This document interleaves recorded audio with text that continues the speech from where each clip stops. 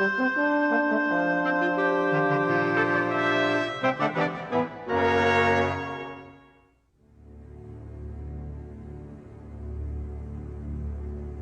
Federal Reserve System virtually controls the nation's monetary system. Yet it is accountable to no one. It has no budget, it is subject to no audit, and no congressional committee knows of or can truly supervise its operations.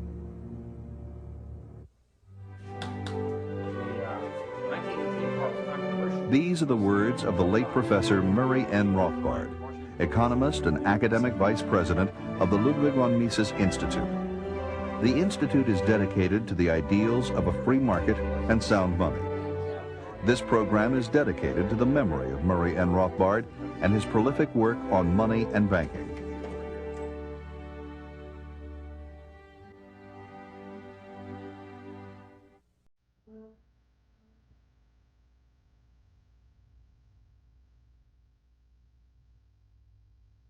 For more than 20 years, the living standards of middle-class Americans have steadily declined. Incomes have remained flat or fallen, and the opportunities and security we once took for granted have begun to fade. For most families, one income no longer pays the bills. It requires two or more incomes to afford a home, pay medical and child care expenses, and put children through school. Unless present trends change, young workers are unlikely to ever live as well as their parents. Good jobs with a future are harder to come by. Education doesn't count for what it once did. Taxes continue to rise, while Social Security is going bankrupt. Private pensions are no longer reliable. Economic volatility and uncertainty are on the rise. Politicians espouse numerous theories about the cause of this country's economic woes. Seldom, however, do these officials look below the surface. The roots of our economic ills can be traced to central banking and our present monetary system. The Federal Reserve claims to manage our money. Instead, it makes our money worth less and less every day. It has generated continuous and worsening business cycles and lowered our living standards. It's really no different from a burglar in your house wanting to steal your money. That's what the Federal Reserve does. It depreciates your savings, it takes away your economic security, and it ought to be treated as an institution that does that rather than something of alleged benefit. Money is supposed to serve as a reliable standard of economic value, not a source of instability. Until we restore sound money and take away the government's ability to debase it, we have little hope of restoring the freedom and prosperity that made America great. And we really have a choice of what we want in money.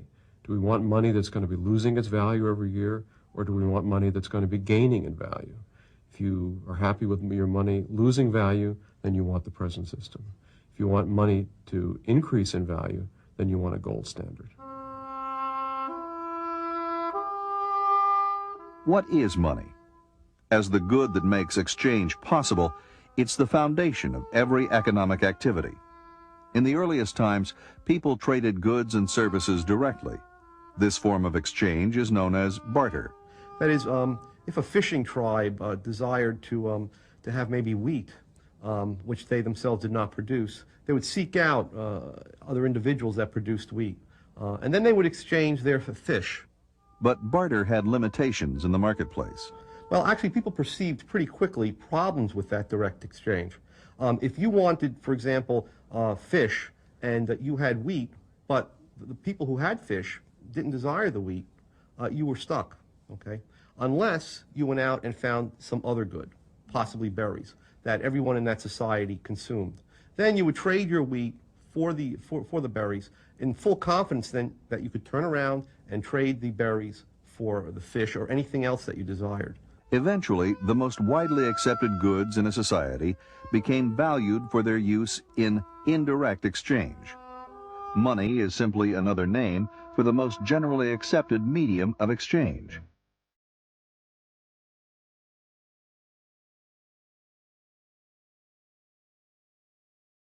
Through history, many goods have served as money. Feathers from the Quetzal bird were used for exchange by the Mayan Indians up to the 15th century in Central America. Tea leaves compressed into bricks were traded in East Asia through the 1800s.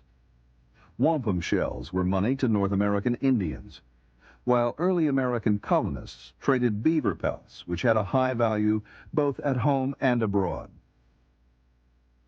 Metal coins first emerged in Greece and Asia Minor during the 7th century BC. Gold and silver were valued for their use and beauty in jewelry and the decorative arts. They were durable, easily divisible, and limited in supply. These precious metals also had a high value-to-weight ratio, making them easily transportable. You might think back, or we can think back to a time when iron was used as money, for example, in Africa. But imagine going into Sears Roebuck and trying to purchase, let's say, a lawnmower for $350. That would take a ton of iron, whereas it would only take an ounce of gold. In 1536, less than 50 years after Christopher Columbus set foot on American soil, a Spanish mint in Mexico City struck the first coins made in the New World. These silver coins eventually found their way into the British colonies. Great Britain's mercantilist policies deliberately tried to keep precious metals out of America, so the Spanish milled dollar became the unofficial currency. It was often divided into 8 pieces for smaller transactions, hence the term pieces of 8, with 1/4 of the coin being 2 bits. In 1792, Thomas Jefferson adopted the dollar as this country's official monetary unit. He looked around, he investigated to see what were the American people using as money, and that was the dollar. And so that's why that dollar became the standard of the United States. And we went on and silver standard and started minting gold coins with the American Eagle, the $10 gold coin. Jefferson, in particular, spoke eloquently of the dangers of paper money. During the War for Independence, the Continental Congress printed vast sums of paper money out of thin air to finance the Army. The diluted money supply naturally depreciated to almost nothing, leading to the phrase, "not worth a Continental." And the people who held on to these notes, who tended to be patriotic Americans, concerned about, wanted America to be free of British control, lost everything. Whereas the Tories, who wanted nothing to do with this American government money and immediately got rid of it, were benefited. And Pelatiah Webster, the first American economist, and others who looked at this saw that this paper money, unbacked by gold, was extremely dangerous. As early as the 16th century in Europe, goldsmiths stored gold coins for their customers for a fee and issued receipts for the gold to the depositor. Thus began the use of paper as money. In other words, if you came in and deposited 10 ounces of gold for safekeeping, you got back receipts in the amount of 10 gold ounces. Okay? And those receipts entitled you to instantaneously redeem that gold. These receipts soon became widely accepted as a means of exchange, since it was easier and safer to use the receipts for significant transactions. This was the origin of banknotes as money substitutes. These first bankers then took this process one step further. In effect, if the goldsmith had 1,000 ounces of gold and 1,000 ounces of legitimate receipts being held by the depositor of that gold, he could increase his profits by merely printing up another 1,000 ounces worth of receipts and lending them out. Okay. In which case you would effectively get 50% reserve banking or fractional reserve banking. Only a fraction, 50% of the receipts were now backed by gold. There was no longer a 1-to-1 ratio of paper to gold. Now there could be 3 or 4 pieces of paper in circulation for every unit of gold in the vault. These bankers were no longer simply storing or warehousing gold for a fee. They were artificially inflating the money supply and loaning out these phony receipts at interest. This system became known as fractional reserve banking and was later transported to the early American colonies. It formed the root of American commercial banking and ultimately the Federal Reserve System. This is a fraudulent system. It's not allowed in any other business. If you had a grain warehouse that had loaned out the grain it was supposed to have in storage, that's considered criminal. The guy would go to jail.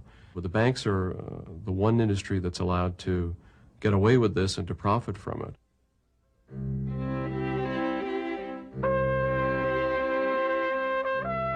Alexander Hamilton became the first Treasury Secretary, and in 1791 set up the first Bank of the United States as America's central bank to expand the supply of paper money for the benefit of the government and the commercial banks.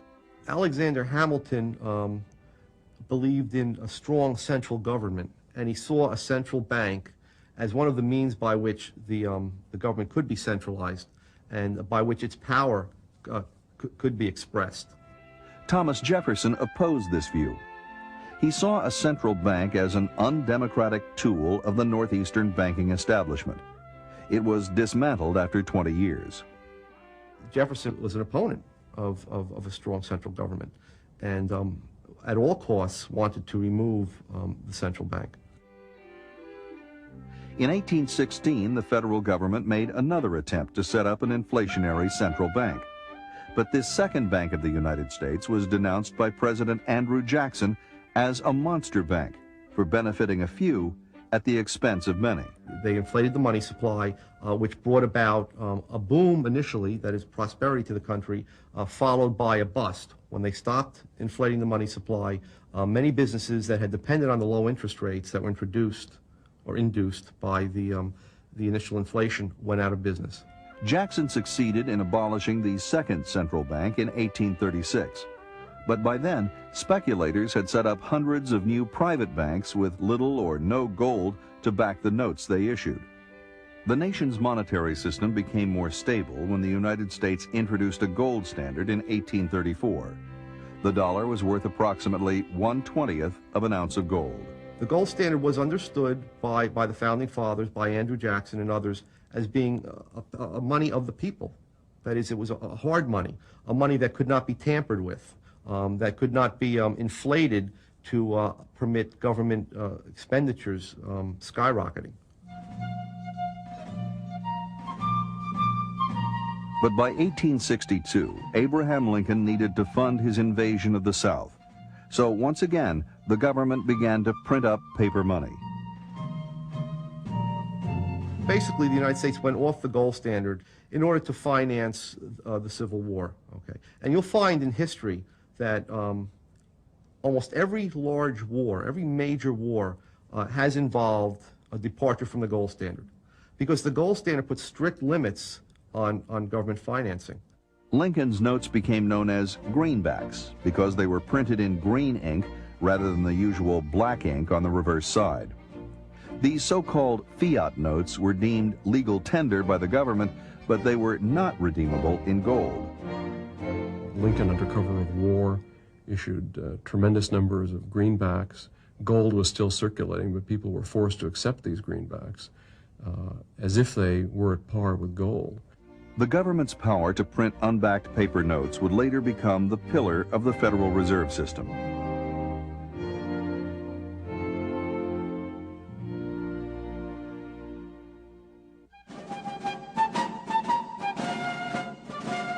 After the Civil War, the nation's monetary system became sounder when the U.S. adopted a gold standard. We went back on the gold standard in 1879 and had probably the greatest period of growth and of prosperity ever in the country's history. For nearly 20 years, the total output of goods and services grew at an unprecedented rate of 4% per year. The reason being that with a sound money and without the ability to manipulate the interest rate, we had a lot of genuine saving and investment, which then led to more capital goods and higher labor productivity in the United States. In the midst of this prosperity, the big industrialists and financiers were plotting to expand their empires with the help of government. With the passage of the Interstate Commerce Act of 1887, the large railroads succeeded in blocking their smaller competitors through regulation. The ICC was put in place in order to protect the railroad owners from competition. Okay, it was not the case that it was going to protect consumers or shippers. In fact, consumers were hurt because ultimately, with higher railroad rates, they were forced to pay higher prices for the goods and services that were shipped across the country. By 1896, they were poised to do the same thing with the banks. Two camps emerged as leaders in this economic war. They were led by J.P. Morgan, the world's most powerful private banker, and John D. Rockefeller, the oil tycoon. Morgan and Rockefeller were great adversaries, but despite their business differences, they both favored a central bank. They wanted cheap credit and an inflated money supply to finance the expansion of their empires. Together, they led the campaign to sell the idea to the American public, which later led to the founding of the Federal Reserve. If the American people got wind of the fact that this bank was not in their interests, okay, if in fact they understood that it was in the interests of the financial elites who would use it to inflate the money supply and in doing so increase their own revenues, they would have been held to pay. The legislation would have never passed under those conditions. So it had to be sold to the American people as a way of making their currency more elastic. The bank reform campaign received a boost in 1907 when there was a run on some of New York's biggest banks thanks to their fractional reserves. Panic spread among depositors who got wind of the bank's insolvency and tried to withdraw their money. The Knickerbocker Trust failed, and two other institutions went to the brink of bankruptcy despite a $35 million bailout from J.P. Morgan. Wall Street swiftly adopted the fear of bank failures to sell the idea of a central bank, or lender of last resort, to the American public. And so the Federal Reserve was to be the lender of last resort. In case any bank got into trouble, they wouldn't have to worry. They'd get the cash from Washington, D.C. The question is, however, whether it is really desirable to have such a thing as a lender of last resort. The correct position appears to me that every single bank should be responsible for its own debts and contractual obligations. And if banks, through imprudent policy, then go bankrupt, this should not be considered a bad thing, but in fact considered to be a magnificent thing, because bankruptcies, the danger of bankruptcies, is precisely what makes banks adhere to sound policies. Bank runs and failures continued at an alarming rate. In 1908, the National Monetary Commission, headed by John D. Rockefeller's father-in-law, Senator Nelson Aldrich, was set up to push for a central bank.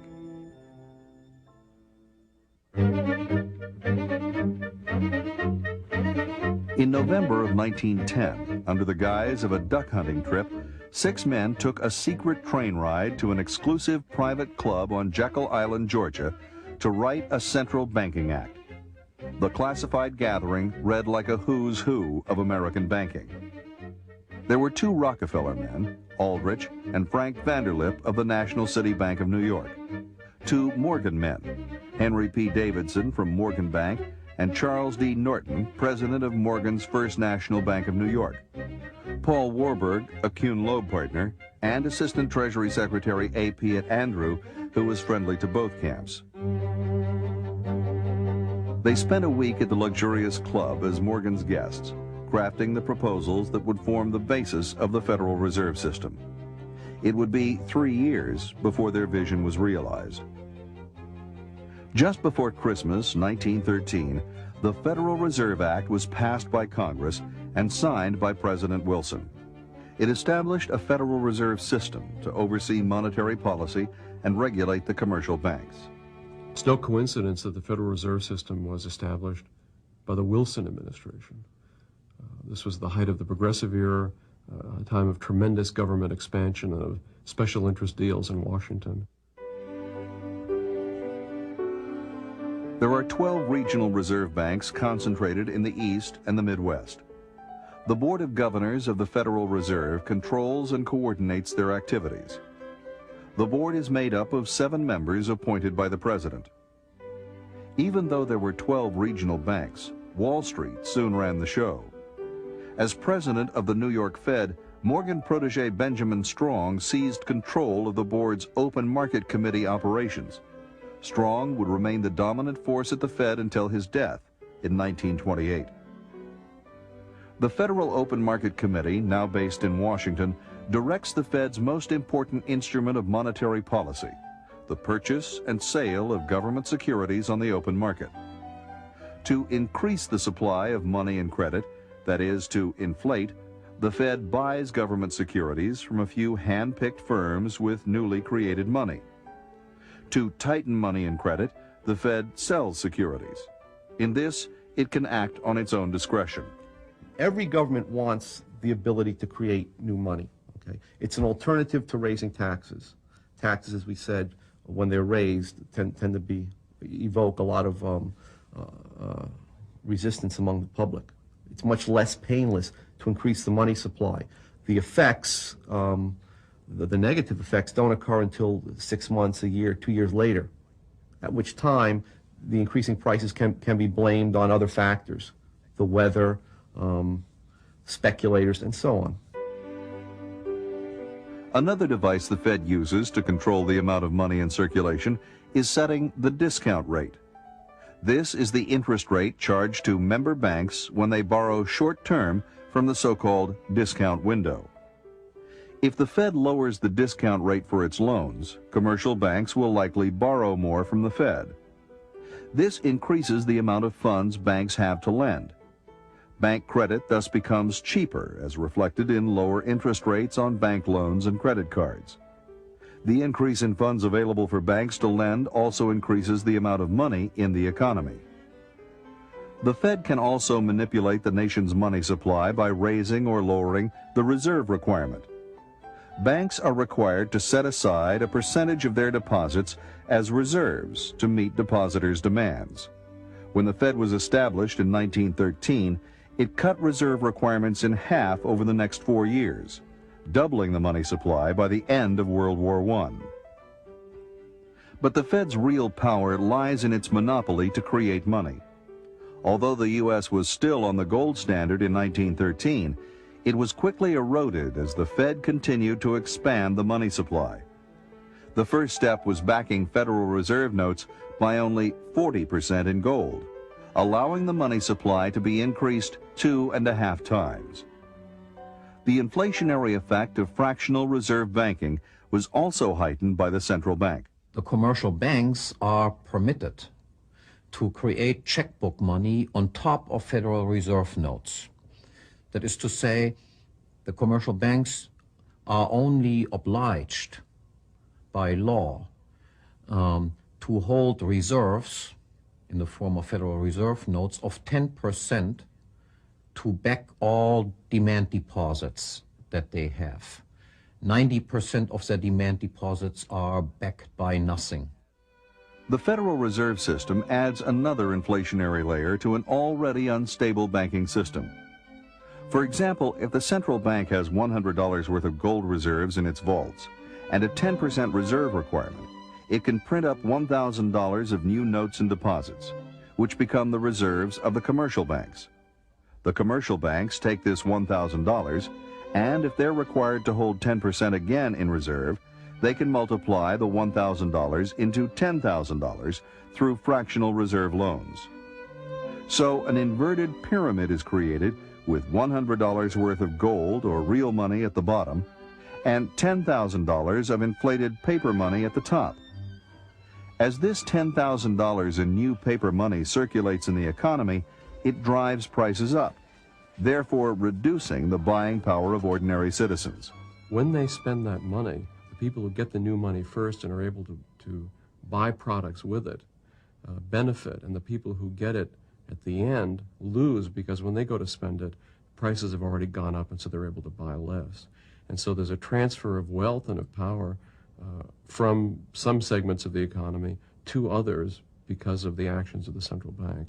And basically those who benefit are the government itself, big banks, and government contractors, and anybody who's closely associated with the federal government. By making enormous amounts of credit easily available, the Fed can also drive down interest rates, sending out the wrong signal to investors.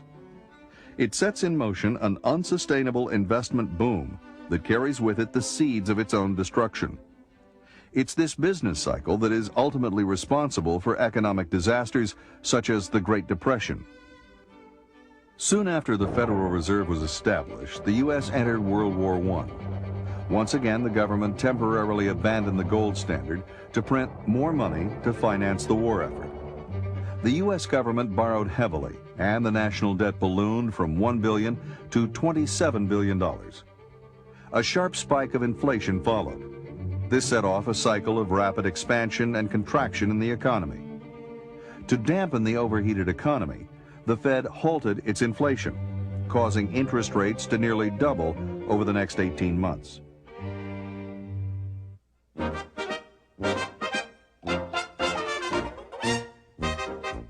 By 1921, the market began to recover. New technology helped to increase productivity. Markets developed for new cars and appliances. The 1920s were a period of extraordinary growth. But behind the scenes, much of this growth was distorted by a Fed-generated inflationary credit expansion. This was the Roaring 20s. This was a period of increasing affluence. That hid the inflation from American economists.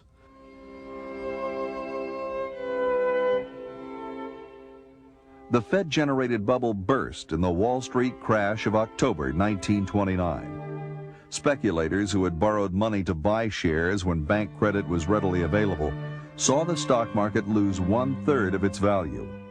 Bank loans totaling $7 billion were outstanding.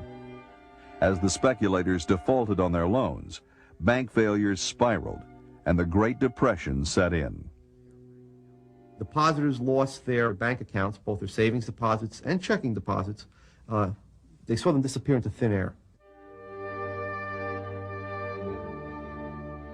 In 1932, Franklin D. Roosevelt was elected president and quickly implemented a New Deal policy of spending us to prosperity.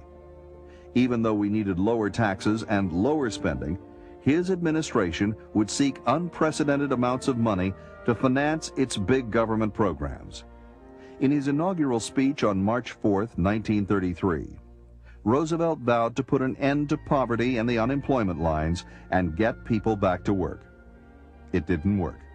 The Depression got worse, thanks to increased central planning. FDR only succeeded in making the monetary system even less sound.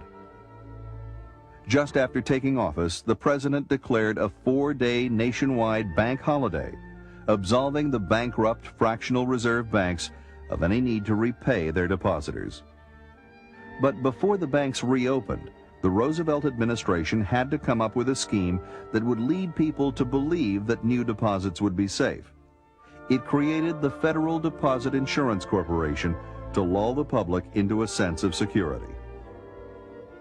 In reality, the Federal Deposit Insurance Corporation holds just 0.5% of all the deposits it insures.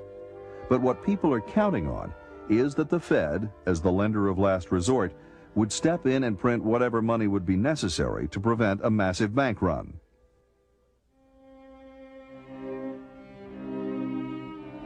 By the mid-1930s, control of the Fed by the New York bankers was drawing to a close. The Morgan era ended when President Roosevelt, who was no friend of the Morgans, appointed Mariner Eccles as its governor. Eccles, a Republican from Utah, moved the activities of the Open Market Committee to Washington. President Roosevelt was on hand for the dedication of a new $3.5 million building to house the Fed. I dedicate this building today to progress toward the ideal of an America in which every worker will be able to provide his family at all times with an ever-rising standard of American comfort. 1933 also marked the beginning of the end for the gold standard. There was no end to Roosevelt's appetite for spending on such New Deal programs as the gigantic $13 billion Tennessee Valley Authority, which flooded vast areas of productive farmland to provide government-subsidized electricity. The Works Progress Administration, which spent $11 billion on make-work jobs and pork-barrel public works. But the U.S. currency was tied to gold, which limited the amount of money the Fed could print to pay for these costly projects. So the government scrapped the gold standard for American citizens in 1933, and then Roosevelt confiscated the people's gold.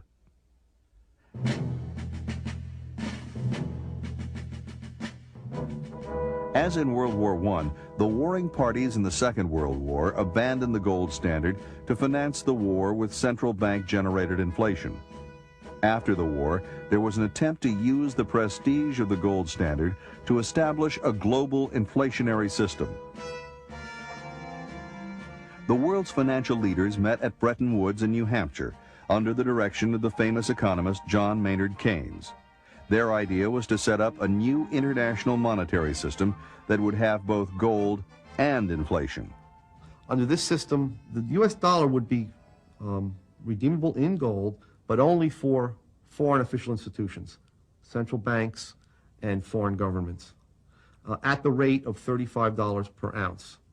All other currencies would have fixed exchange rates with the U.S. dollar, and they would be redeemable in U.S. dollars. The New York Times editorialist Henry Hazlitt was one of the first to realize that this semi-gold standard would not succeed. Even from the very beginning, it was doomed to failure, and this very outstanding journalist at that time, Henry Hazlitt, predicted it wouldn't work, because he says the temptation will always be that the government will print more money because they will accept these dollars and they won't demand the gold and won't hold the government in check. And he was absolutely right.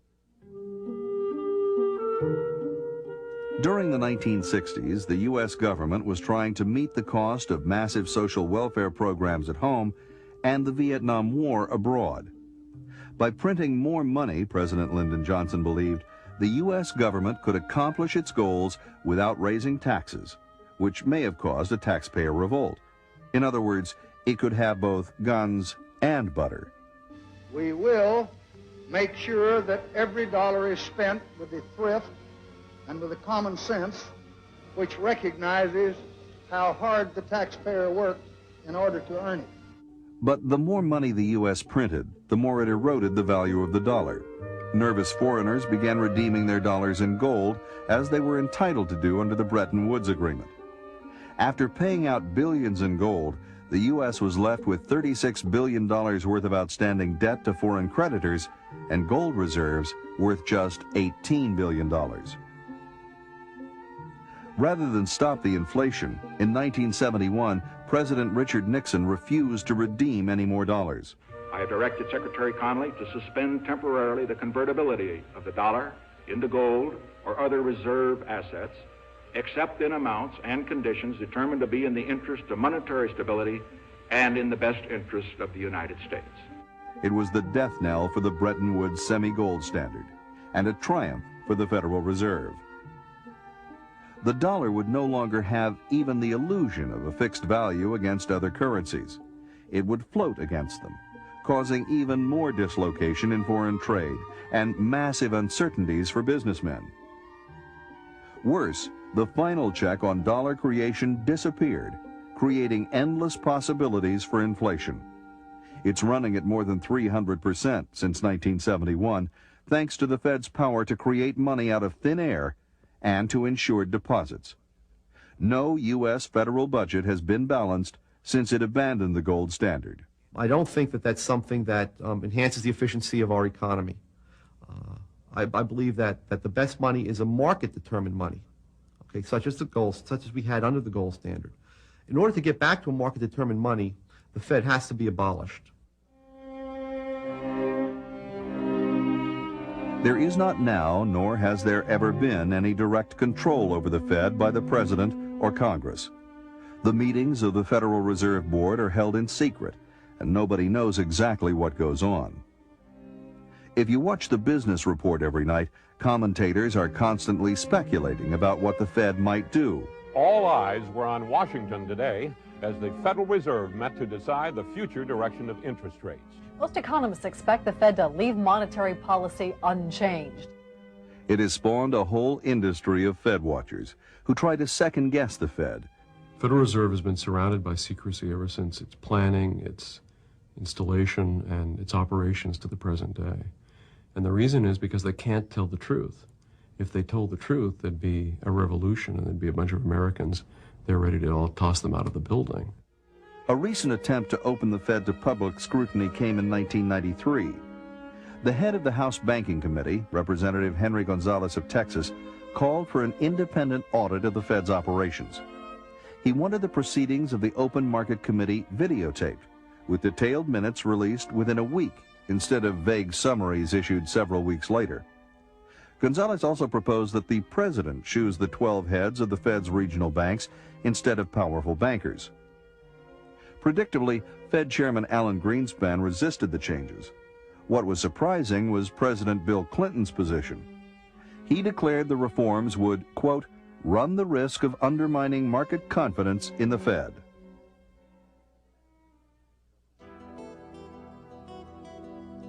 After the Mexican government inflated and devalued the peso in 1995, the Mexican economy went into a tailspin. Alan Greenspan lobbied Congress and the Clinton administration for a $52 billion bailout. As it turned out, the Fed's member banks held as much as $26 billion in Mexican debt. With no choice in the matter, American taxpayers and savers paid the bill. The congressmen themselves, from my experience there, they're pretty naive and they don't understand that. The few that have to, like the chairman of the banking committee, is aware of this and goes along with it, and they continue to perpetuate this myth that the Federal Reserve brings about stability and they do good things for economic growth, even though they're the culprits. They're the ones who have caused all the problems. They're the ones who caused the recession, the unemployment, and the downsizing of business and all the ill effects that we have to witness. But their PR job is excellent because they have convinced most congressmen that they are very necessary to maintain stability and economic growth and all these wonderful things that they claim credit for. It is clear that the United States cannot rely on Alan Greenspan or any other Fed chairman to fight the chronic inflation that has wrecked our savings, distorted our economy, redistributed income and wealth, and brought us devastating booms and busts. Despite the established view, Greenspan, the Fed, and big commercial bankers are not the inflation fighters they pretend to be. The Fed and its allied banks are not part of the solution to inflation in the business cycle. They are the problem itself. To limit chronic inflation and boom-bust business cycles, the currency must be backed 100% by gold. That would remove the Fed's ability to print money, which amounts to no more than legalized counterfeiting. Instead, there would be a monetary system where gold serves to anchor the dollar, rather than the fiat reserves created by the Fed. If we were to establish a real gold standard, the average American family would benefit tremendously. First of all, there'd be more jobs, better jobs, more secure jobs, more business opportunities, no more business cycle, no more recessions and depressions. People's savings would be secure. You wouldn't have to worry if you put away money for your old age that its value would be stolen by the central bank and by the central government as they are today. Under a 100% gold standard, there would be no place for fractional reserve banking. For checking accounts and other demand deposits, the banks would keep reserves on hand to meet depositors' claims. Banks would receive a fee from their customers for keeping their gold. In loan banking, investors would hand over their money for a fixed period of time to earn interest. Once the gold standard is in place, individual bank depositors would always have access to their money, and investors would be kept informed of their balance sheet. And at a national level, a tight rein would be kept on government spending. You have relatively price stability. You have a stable purchasing power for the money. You eliminate the business cycle. You have reasonable interest rates rather than gyrating interest rates, and you get rid of the political manipulation of interest rates and the political manipulation of the money supply. And this then preserves wealth and builds wealth and allows for economic growth. It's as simple as this. Sound money means economic prosperity and limited government. Unsound money means inflation, recessions, and depressions, and big government. What sort of system do we want for our families? Don't we want prosperity and security that we can hand on to future generations? Transition to a gold standard will not be easy, but as Murray put it, the alternative is much worse. Since 1980, the Fed has enjoyed the absolute power to do literally anything it wants. To buy not only U.S. government securities, but any asset whatever. To buy as many assets and to inflate credit as much as it pleases. There are no restraints on the Federal Reserve. The Fed is master of all it controls.